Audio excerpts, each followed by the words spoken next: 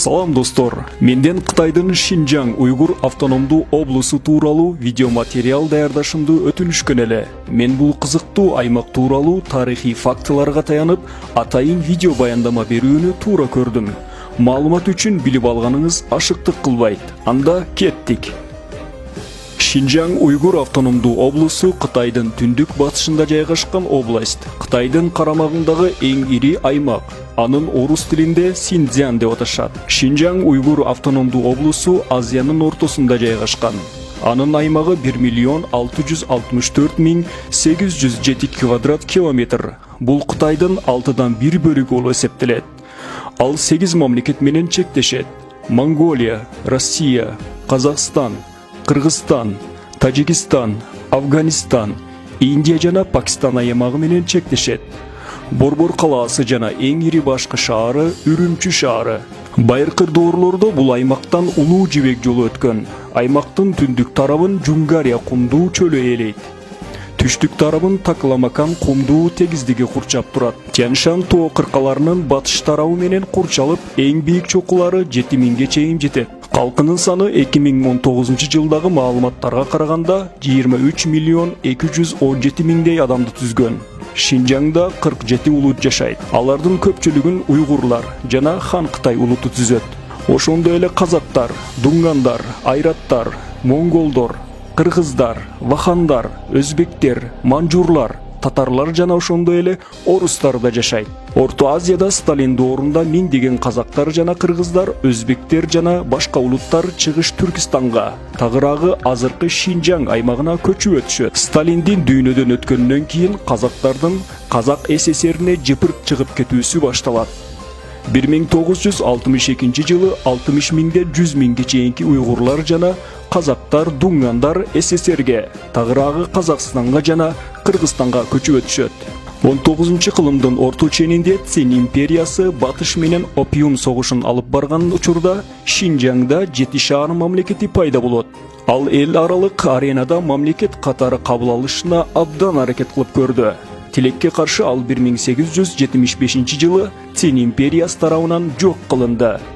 Цинхай инкалабынан жана Кытай мамлекетинин түзүлгөнүнөн кийин губернатор Ян Шэньцин Шинжаңдын расмий көз карандысыз өкүмдары болуп дайындалды. 1928 жылы ал өлтүрүлдү жана анын ордуна Цин Шэцин дайындалды.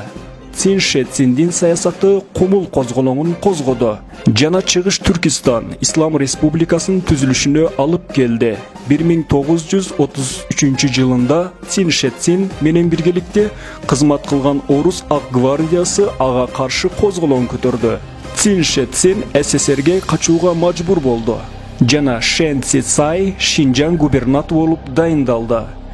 СССРдин жардамы менен Шэн Цзицай аймактагы өз күчүн кубаттап алды жана буга жооп Совет биримдиги менен СССР үчүн пайдалуу болгон бир катар келишимдер түзүлдү.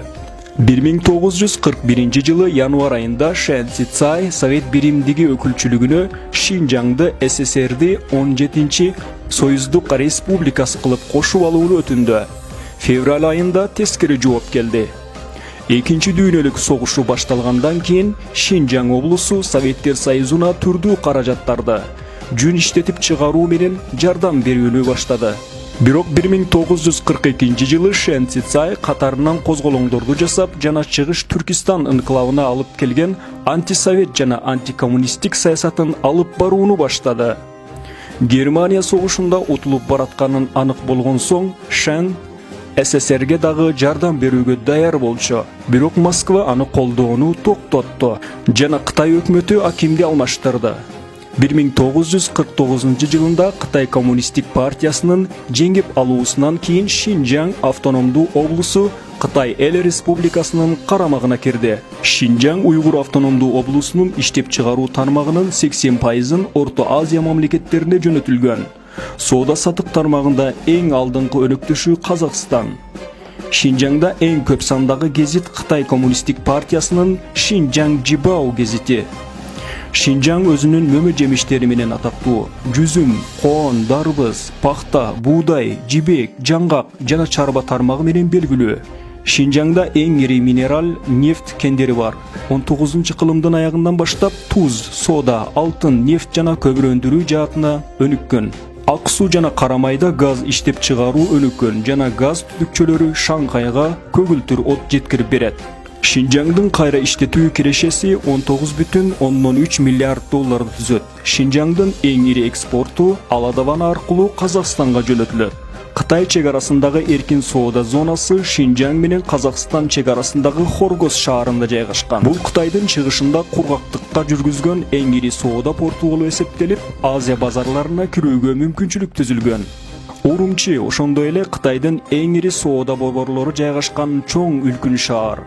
2013 жылындагы эл каттоонун маалыматына караганда, Урумчи шаар округунун калкынын саны 3,5 миллион жашоону түзгөн.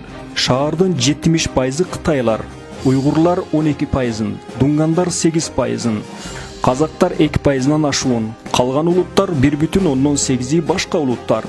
Үрүмчи калкы 1960 жылдары башка аймактардан Кытай улутундагыларды шаарга көчүрүп жайгаштыруу боюнча атайын өкмөт тарабынан саясат жүргүзүлгөн жана шаарда Кытай улутундагылардын саны тездик менен өскөн.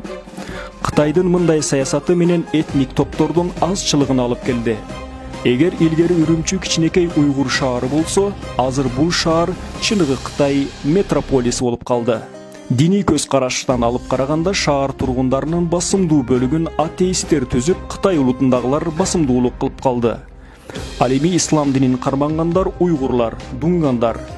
Шаарда негизги тил Кытай тили жана Кытай тилин билбеген түркү элдердин мамлекеттик кызматта иштөөсү өтө кыйын. Бирок шаарда кеңири тараган эки тил, Кытай тили жана уйгур тили. Чет тилдеринен кеңири тараган англис жана орус тили. Аймактын климаты кургак континентал. Күндүн ысыгы Цельсияда 25-тен 45 градуска чейин ысыйт.